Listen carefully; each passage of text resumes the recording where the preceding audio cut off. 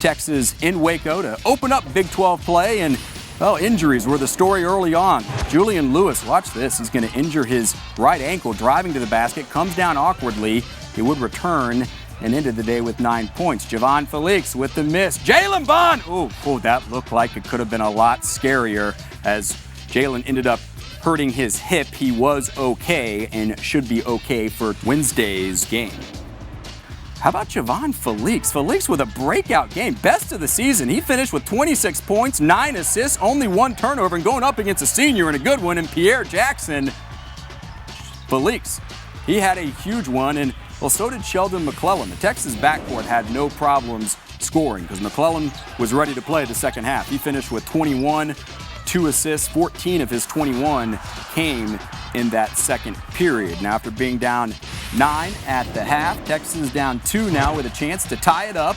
Felix is going to miss the jumper. Watch Jonathan Holmes. Watch out below! They say Jay Holmes can't jump. He can jump. Texas ties it up 68.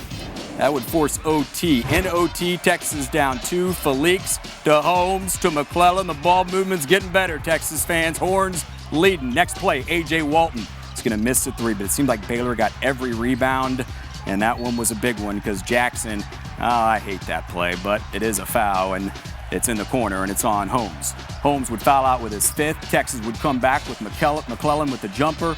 Felix now, Texas down 2, and that's just a tough shot over some length. Baylor ends up winning it 86-79. Felix had a career-high 26 points for Texas in the loss. The Horns are now 1-6 in road games and neutral site games this season. They're a perfect 7-0 at the drum. Sheldon McClellan had 21. It's his 16th straight game in double figures. Coach Barnes was pleased with his freshman point guard, but knows he needs some help.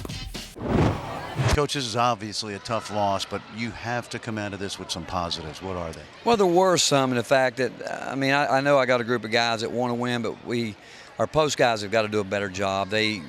Again, we talked about it. They fouled guys that you shouldn't be fouling and putting them on the free throw line. But there were some good things, but it's disappointing because we didn't establish early what we wanted to do. For what we worked on with the ball screen defense, I didn't think we were very good with that. But again, we've got to get better. You've been very demanding of your freshman point guard, and today it looked like at least that he had a game that you could pretty much be satisfied with. Do you feel that way? I do. What I think he's got to do, though, and again, he's very good in ball screens. He really is. But what he's got to do, he can't let Sheldon and Julius Lewis not go a long time without scoring the ball, where he's got to get them involved some. But he's a tremendously competitive. He loves to win. He takes losing as hard as any player I've ever coached. But our wings need to get to the foul line for us too, though. We didn't get there enough, and it just can't be him trying to break down the defense. You'll see Baylor later in the year, but how would you assess what they did and how you tried to combat that? Well, again, I think they put the ball inside, and we think that we should be able to guard inside. And, you look at it, I think we did a good job on hands up. Jackson's going to get his. He's a hard guy to guard, but for the most part, we were going to make him guard and do some things. We knew we could get him into ball screens, but it's the rebounding. And the start of the game, I just didn't feel like that we came out with the kind of attitude that we've got to come out with. And but you go back to it. Transition defense, we put guys in because they were running the floor on us. Second chance points, fouling, those type things. I think all that goes back to being on edge, being ready to play where you don't give those plays up. You play Wednesday night against West Virginia. When you get back to practice, what's the one, I know there's more than one thing, but the one thing that you will harp on with this young team?